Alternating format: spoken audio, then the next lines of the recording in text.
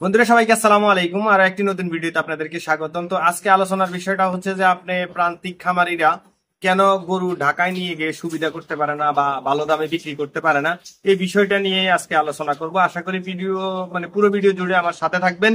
আর যদি আপনি আমার চ্যানেলে নতুন হয়ে থাকেন তাহলে অবশ্যই চ্যানেলটাকে সাবস্ক্রাইব করে পাশে থাকা বেল আইকনটি বাজিয়ে দিন। আর শুরু থেকে শেষ পর্যন্ত দেখে যদি ভিডিওটি ভালো লাগে অবশ্যই একটা লাইক দিতে পারেন। আর আপনার এই বিষয়ে অন্য কোনো বিষয় যদি কোনো প্রশ্ন থেকে থাকে কমেন্টে লিখতে পারেন, আমরা অ্যান্সার দেওয়ার চেষ্টা করবো ইনশাআল্লাহ। তো গত কয়েক বছর যাবত একটা বিষয় লক্ষ্য করবেন হয়তো আপনারা যে প্রান্তিক খামারিরা বা গ্রাম থেকে বা মফস্বল থেকে যারা গরু নিয়ে ঢাকায় যাচ্ছে, তারা অবশ্যই আপনার গরু বিক্রি করে সুবিধা করতে পারতেছে না। সুবিধা করতে পারতেছে না এরকম যে অনেকে আছে যে গরু পালন করে নিয়ে যায়, কেউ আছে দেখা গেছে আমার একটা আছে আরো চারজনতে চারটা নিয়ে এরপরে ঢাকায় চলে যায় আর কি। তো যেই দাম ধরে বা যেই খরচ করে আপনার ঢাকায় যাওয়া হয় সেই টাকাটা হয়তো বা উঠে আসে না, বরং লস দিয়ে বিক্রি করে আসতে হয়। তো এই এই সমস্যাটার বেশ কিছু কারণ আছে। এই কারণগুলো এখন যে পর্যায়ে গেছে, এই পর্যায়ে যদি আপনি ঢাকায় নিয়ে গরু বিক্রি করতে যান গ্রাম থেকে, সেক্ষেত্রে আপনার লাভ হওয়ার সম্ভাবনা খুবই কম। তো আমি মনে করি আর কি যে আপনি যে জায়গায় বা যে জেলায় যেখানেই আছেন সেখানের স্থানীয় বাজারে বা সেই জেলা শহরে গরু বিক্রি করলে আশা করি যে লাভবান হবেন আর কি। তো আসলে মূলত ঢাকায় গিয়ে আপনি কেন লাভবান হতে পারেন না সে বিষয়টা বলি। আপনি দেখা গেছে 5টা 6টা বা 10টা গরু নিয়ে গেছেন, আপনি তো আর একা যাচ্ছেন না, দেখা গেছে আপনার সাথে আরেকজন যাচ্ছে। তো ওই লোকটার একটা খরচ আছে।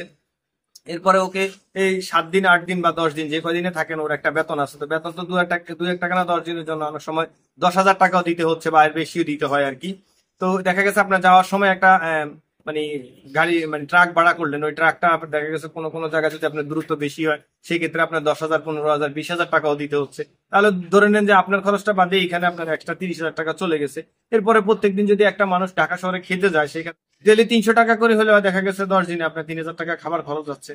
তো এরপরে হচ্ছে যে আপনার লাভের মূল বিষয়টা হচ্ছে যে আপনার এখন বর্তমানে যে পরিস্থিতি, সেই পরিস্থিতিতে ঢাকার আশেপাশে যেই সাভার বলেন, নবীনগর, কেরানীগঞ্জ, তারপর হচ্ছে এই সমস্ত আশেপাশে জায়গাগুলোতে অসংখ্য খামার গড়ে উঠছে। যে খামারগুলোতে আপনার সুবিধা প্রচুর দিচ্ছে। কেমন কেমন সুবিধা দিচ্ছে? কারণ হচ্ছে ব্যবসায়িক পলিসি হিসেব করলে আপনাকে সুবিধা দিতেই হবে। আর ওই সুবিধা যদি আপনি দিয়ে থাকেন তাহলে সেক্ষেত্রে কাস্টমার আপনার কাছেই যাবে। কারণ কারণ হচ্ছে যে খামারিরা ওইখানে যে খামারগুলো গড়ে উঠতেছে ওনারা লাইভ ওয়েটে বেশিরভাগই আপনার গরু বিক্রি করতেছে আর কি।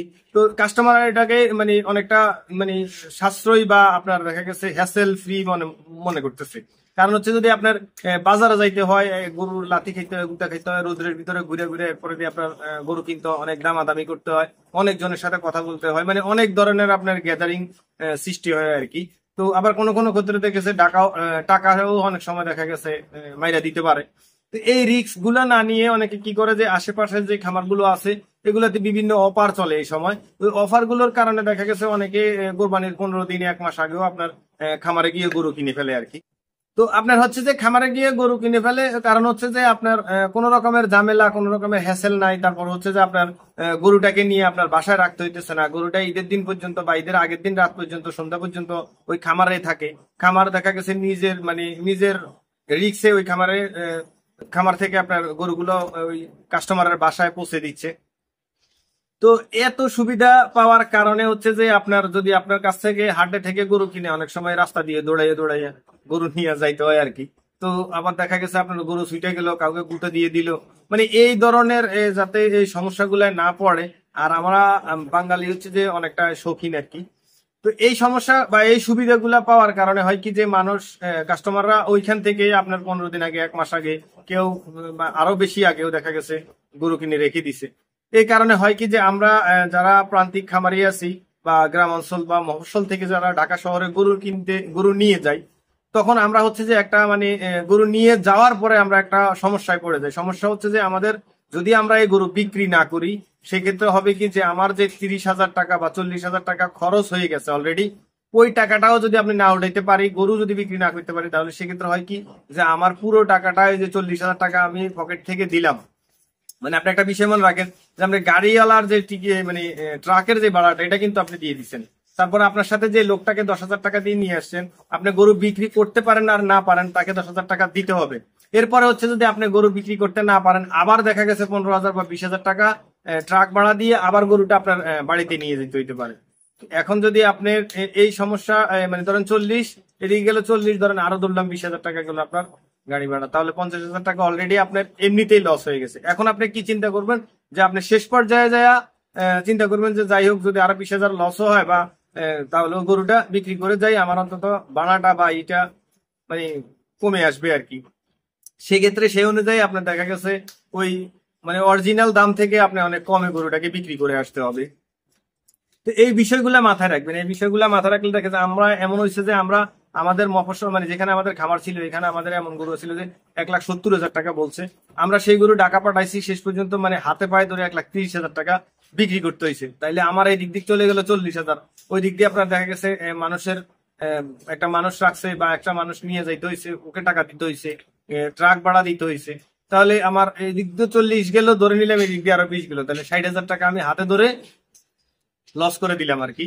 তো এই বিষয়গুলো আসলে গরু কোথায় বিক্রি করবেন না করবেন এই বিষয়গুলো আশা করি যে ক্লিয়ার একটু বুঝতে পারছেন। কারণ হচ্ছে যে আপনার মফস্বলে যদি আপনার গরুটাকে আপনি যদি বিক্রি করেন, এই যে আপনার ঢাকা শহরে এভাবে থাকা যাওয়া, তারপরে খাওয়া দাওয়ার সমস্যা, ঘুমানোর সমস্যা, এগুলা করতে হবে না। আপনি আজকে আপনার স্থানীয় বাজারে নিয়ে গেলেন বা আপনার শহরের স্থানীয় বাজারে নিয়ে গেলেন, ওইখান থেকে গরুটা যদি বিক্রি করতে না পারেন, আপনি এই হাটে না বিক্রি করে অন্য হাটে বিক্রি করবেন, আপনি আমার বাসায় নিয়ে আসতে পারলেন, তখন দেখা গেছে আপনার ভাড়া যাবে 500 টাকা বা 1,000 টাকা, আপনার আর 10-20,000 টাকা লাগবে না। আর আপনি যদি একটা দুইটা গরু নিয়ে যান সেক্ষেত্রে আপনার সাথে আর লোক লাগবে না। কারণ হচ্ছে যে আপনার এখানে স্থানীয় যে পিক আপে করে আপনি নিয়ে যাবেন, ওরাই আপনার গরু উঠিয়ে দিবে নামিয়ে দিবে।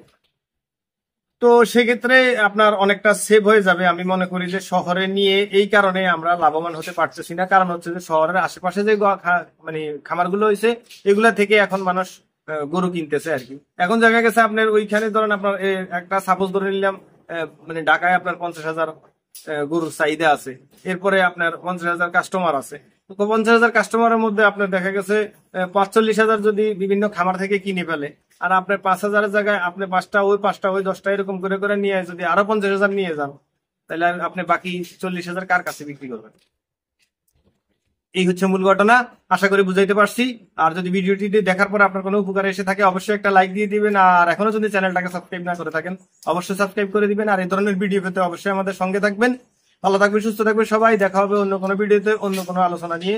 আসসালামু আলাইকুম।